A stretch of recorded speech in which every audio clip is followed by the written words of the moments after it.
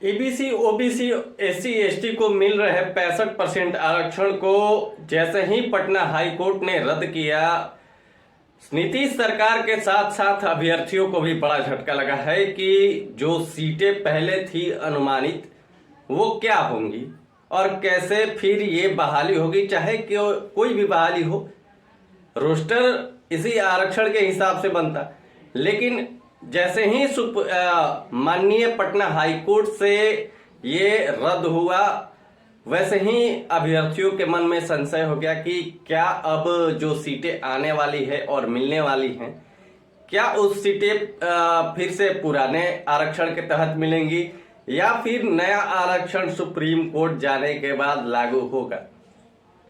हजार तरह के सवाल है और आज इसी सवाल का जवाब देने के लिए आप लोगों के सामने हम आए हैं और आपसे करेंगे उन मुद्दों पर बात की आरक्षण में अगली बार क्या होगा और क्या सरकार कर सकती है इसमें विशेष। इन सारी चीजों को बात करने के लिए तो चलिए आदाब, प्रणाम, सत श्री अकाल, नमस्कार। मेरा नाम है आलोक और अब आप देख रहे हैं मेरे चैनल को जिसका नाम है आपकी बात आलोक के साथ। पटना हाई कोर्ट के द्वारा जैसे ही 65% आरक्षण को खत्म किया गया, यानी ईबीसी एससी एसटी और ओबीसी समाज को मिल रहे 65% आरक्षण को जैसे ही पटना हाई कोर्ट से खारिज किया गया और सरकार के नीति को गलत ठहराया गया। कई लोगों का मानना है कि अब यह जो आरक्षण का मामला है सुप्रीम कोर्ट जाते ही ये रद्द हो जाएगा और वास्तव में बात था कि सुप्रीम कोर्ट जाने के बाद रद्द हो जाएगा, लेकिन ट्विस्ट भी है और ट्विस्ट को समझना पड़ेगा कि इसमें हो क्या सकता है आगे। इतना आसान नहीं है आरक्षण रद्द कर देना, और आरक्षण रद्द अगर हुआ है तो इतना आसान भी नहीं है कि जो आरक्षण मिला है उसको नीतीश कुमार जो है वो छोड़ देंगे। यानी कुल 75% आरक्षण मिल रहा था बिहार में, ईडब्ल्यूएस को 10%, बाकी का ईबीसी ओबीसी और एससी एसटी को 65% और 10% ईडब्ल्यूएस को, जिसको जो कुल मिलाकर होता था 75%, लेकिन 65% ही बढ़ाया गया था। 10% पहले से ईडब्ल्यूएस था, तो कुल बिहार में आरक्षण का संख्या 75% हो गया था। और अन्य राज्यों के अभ्यर्थियों के लिए थोड़ा सा चिंता का विषय बना हुआ था कि क्या वो जो है इस बहाली में आने के बाद क्या वो 25% जो सीट मिल रहा है उस पर फाइट कर पाएंगे। खैर, इन सारी चीजों से दूर हम चलते हैं अब आरक्षण वाले केस में कि इसमें आगे हो क्या सकता है और क्या स्थिति बन सकती है। क्या लगता है कि सुप्रीम कोर्ट जाने के बाद भी नीतीश कुमार हार जाएंगे या फिर इसमें कुछ बदलाव होने वाला है। तो आपको बता दें कि 50% आरक्षण न्यूनतम निर्धारित किया गया था सुप्रीम कोर्ट के द्वारा 9 जजों की बेंच का जो ये फैसला था, और तमिलनाडु में जो है 69% आरक्षण अभी भी जारी है। तो फिर वो कैसे जारी है और यहाँ सुप्रीम कोर्ट जो है 50% पर ही रोके हुए क्यों है। इन सारी बातों को डिटेल से बताते हैं और एक एक करके चीजों को समझाते हैं कि हो क्या सकता है। अब इस कोर्ट ने जो है आरक्षण को गलत बताया, आर्टिकल 16, 15 और 14 का हनन बताते हुए इस आरक्षण को रद्द कर दिया पटना हाई कोर्ट ने।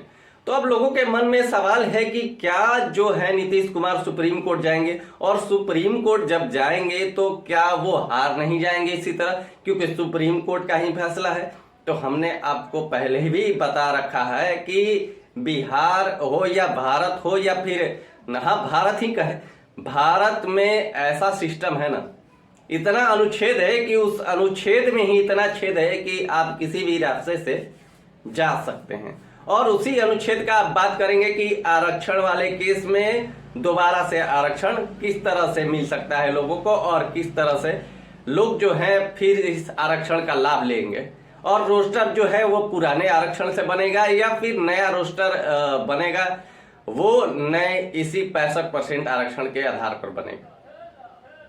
तो आपको बता दें कि ये आरक्षण जो है वो सुप्रीम कोर्ट जाने से पहले हमें लगता है कि नीतीश सरकार जो है प्रधानमंत्री नरेंद्र मोदी से रिक्वेस्ट करेगी कि इस आरक्षण को जो है 9वीं अनुसूची में डालकर, ध्यान से सुनिएगा, 9वीं अनुसूची में डालकर इसे 76वें संशोधन के साथ जो है लागू कर सकती है। और ये अधिकार जो है वो नरेंद्र मोदी सरकार को है, और नरेंद्र मोदी सरकार के सहयोगी जो है वो नीतीश कुमार हैं, आपको याद होगा। और नीतीश कुमार ने किस तरह से एनडीए की सरकार बनने में महत्वपूर्ण भूमिका निभाई है ये आप सबको पता होगा। और हमें नहीं लगता है कि नरेंद्र मोदी से जब इस तरह की मांगों को रखा जाएगा, उनके सामने इस तरह की बातों को रखेंगे नीतीश कुमार कि इसे 9वीं अनुसूची में डालकर 76वें संशोधन के बाद जो है ये कानून का रूप ले लेगा और 285 ये कानून बन जाएगा भारत में कहें तो।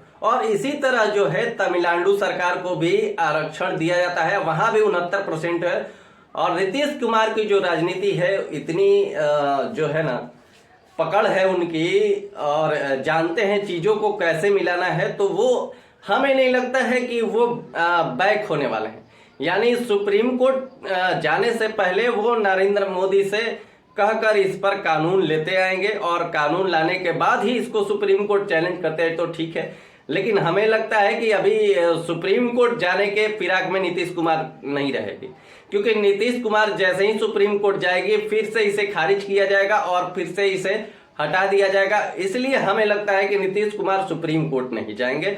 नीतीश कुमार जो जाएंगे वो है नरेंद्र मोदी के पास इस संशोधन के लिए, और संशोधन कराते ही ये 285वां जो है कानून बन जाएगा, और इस तरह जो है ये आरक्षण लागू हो जाएगा। उसके बाद इंदिरा साहनी का जो भी मैटर था जिसके कारण ये आरक्षण रद्द कर दिया गया, उसमें भी कोई आपको त्रुटि नजर नहीं आएगा, और इंदिरा साहनी वाला मामला अब जो है टूल नहीं पकड़ेगा और आरक्षण लागू हो जाएगा। और नीतीश कुमार का राजनीति यही कहता है कि वो बोलते कम है और करते काम ज्यादा है।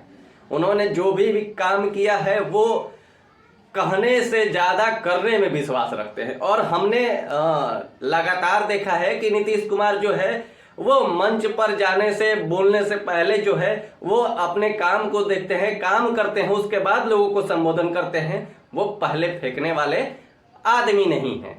और इसमें नीतीश कुमार का रोल जो है काफी अहम होगा, और नीतीश कुमार जो है इस मैटर को जरूर लेकर जाएंगे कि ये जो आरक्षण हमने दिया था वो जो है फिर से लागू किया जाए, इसे 285वां कानून बनाया जाए, 76वां संशोधन किया जाए और 9वीं अनुसूची में डाला जाए। और इस तरह का जब मैटर होगा तो ये खुद अपने आप में कानून हो जाएगा, और कानून जब बनते ही ये जो है आरक्षण अब पूरे बिहार में फिर से लागू हो जाएगा। और उम्मीद है कि रोस्टर फिर से इसी पे बनेगा। उम्मीद करते हैं कि इस बहाली में नहीं, लेकिन TRE 4 तक हमें लगता है कि नीतीश कुमार करा लेंगे, क्योंकि आगे विधानसभा चुनाव जो है वो नजदीक है और नीतीश कुमार को इसके लिए तैयार होना पड़ेगा। जातिगत जनगणना कराने के बाद ये आरक्षण नीतीश कुमार को बेहद फायदा पहुंचा रहा था। और आपने देखा होगा कि लोकसभा में किस तरह से जदयू ने अकेले 12 सीटें जीती थी। जदयू जिस पार्टी को कहा जा रहा था कि अब ये विलीन हो जाएगी, अब ये अस्तित्व में नहीं रहेगी, अब इसका कुछ नहीं होगा, उस पार्टी ने करके दिखाया कि 12 सीटें अपने बदौलत लेकर आई। और उन्होंने नीतीश कुमार की जो वोट बैंक है वो ज्यादातर SC ST EBC और OBC समाज ही होते हैं, और नीतीश कुमार इनसे ज्यादा प्यार करते हैं। इसलिए हमें नहीं लगता है कि ये आरक्षण वाला जो मैटर है वो नीतीश कुमार छोड़ने वाले हैं।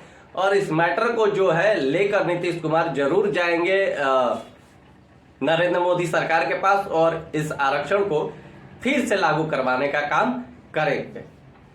तमाम खबरों के लिए बने रहिए मेरे साथ, तब तक के लिए दीजिए इजाजत। आदाब, प्रणाम, सत श्री अकाल, नमस्कार।